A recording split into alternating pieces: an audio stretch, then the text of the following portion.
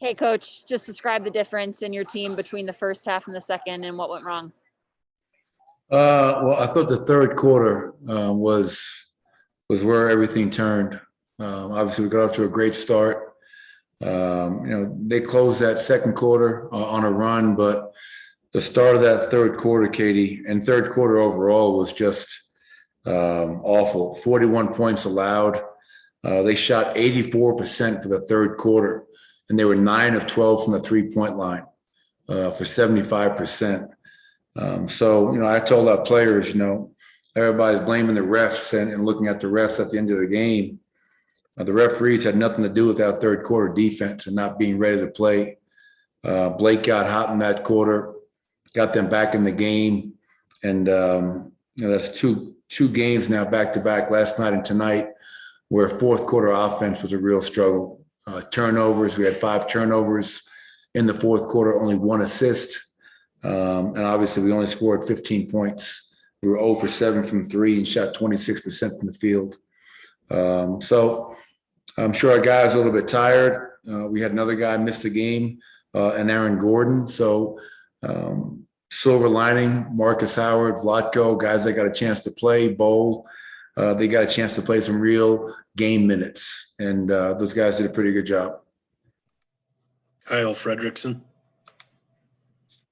Hey, Michael, just a quick update on Aaron. Do you expect him to be back on Tuesday? And with Paul Millsap, was there any reason that he didn't get any minutes tonight?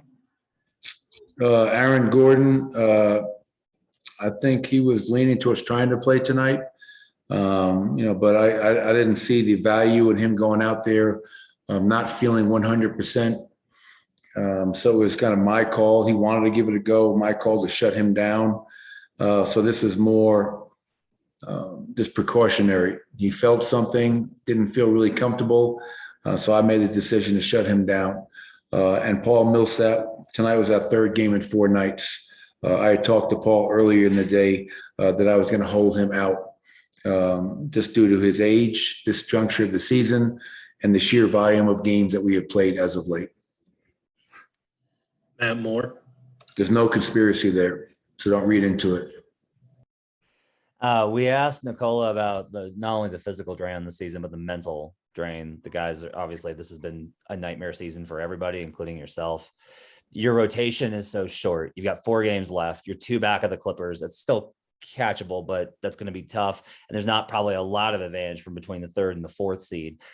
But with your rotation so short, are you going to be able to get guys a mental rest over this next week to get bodies and minds right before the playoffs? Do you have enough room in the rotation to do that? I guess we'll see. Come Tuesday, we'll find out who's available for the Charlotte game. I know Monte Morris is getting closer and closer. Hopefully Aaron Gordon will be feeling better by then, where he can maybe get a chance to get out there and play. The one silver lining from the play-in tournament for us is that after our game on Sunday in Portland, we will have that entire week to prepare for the opening weekend of the playoffs, which will probably start on that Saturday. So those days will be really valuable mentally and physically, Matt, to get our guys a break while preparing for the first round. Regarding the last 4 games, I'm going to try to get some of our high-minute guys, Nikola, Michael, Faku, Aaron Gordon, all those guys. If I can get them a game or 2, we'll definitely look to do that. But as you mentioned, we have to have healthy players behind that to be able to do that. So we'll see what happens as we move forward. Ryan Blackburn. Coach, I know that tonight may not be the best approximation for it, but this team has had some struggles, like you mentioned earlier, in the fourth quarter, just generating offense consistently. When Nikola is off the floor, especially with guys out as often as they are, who do you turn to in those situations, and how important is that going to be as the playoffs come about? Yeah, I don't think we've had a season-long issue in the fourth quarter.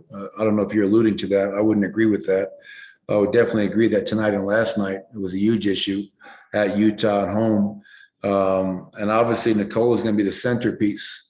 And for a long time, obviously, we had a 2-man game of Jamal Murray and Nikola that was some of the best closing basketball that the NBA has currently.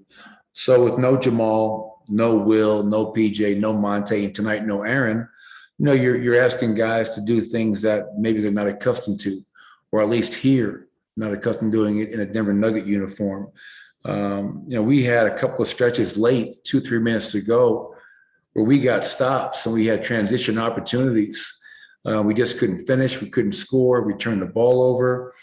And so that's something that we have to look at. But as we move forward and we get Nicole the rest he needs, I know in the fourth quarter, he's been one of the more clutch players in recent years. And we're going to play through him, and other guys have to be ready to step up and make plays, because a lot of teams right now are doubling Nikola, making him give the ball up, showing him a crowd, and forcing somebody else in that team to make a shot. We only made 14 out of 41 threes tonight, so hopefully we can find a way to shoot the ball a little bit better to keep the defense honest. Vinny Benedetto. Hey, Michael, have you been at all surprised with Faku's ability to score with the more opportunities he's had over the last few weeks? I wouldn't say so. I mean, the one question mark you could say regarding Faku's game was his ability to make shots, the three ball. Can he make shots from the 3-point line consistently? Obviously, tonight he goes 3 of 6. He got to the foul line 8 times, 19 points, and he's so quick. And he's such a smart player. He knows that big guy does not want to leave Nicola's body, whether it's in pick and roll in the post, and he's taking advantage of that. He's putting a tremendous amount of pressure on the opposing team's defense, which is great to see. So Michael got it going early tonight. Obviously, Nicola 29, 7 and 6, Austin, Faku, all guys in double figures, and obviously Marcus Howard. Really happy for Marcus. That kid has just worked his butt off the whole year long. And, to throw him out there in the middle of the game, first half, meaningful minutes, it was great to see him go out there and respond and produce the way he did. So happy for Marcus as a side note. All right, Coach, we got time for one more. And Sean Keeler. Michael, you talk about how good a closing combination Jamal and Nicola have been, and we get spoiled watching that, finish that. Does Michael have to be that guy, as good as he starts games, often for you one? And what kind of challenge is that rotation when you're playing injury musical chairs for like weeks? Trying to set this up. It's like a pitching rotation. You don't have any pitchers lined up. Yeah, well, the first question, Sean, Michael has to. I mean, if it's not Michael, who is it? You look at Michael and Nicola's productivity in the 15, 16 games now with Jamal Murray out to injury. I think we're 12-4 in that stretch, which is really remarkable, because you couple Jamal's injury with Will, Monte, PJ, Aaron Gordon tonight. And that was a tough thing. Tonight was, that happened, very, close to the tip-off.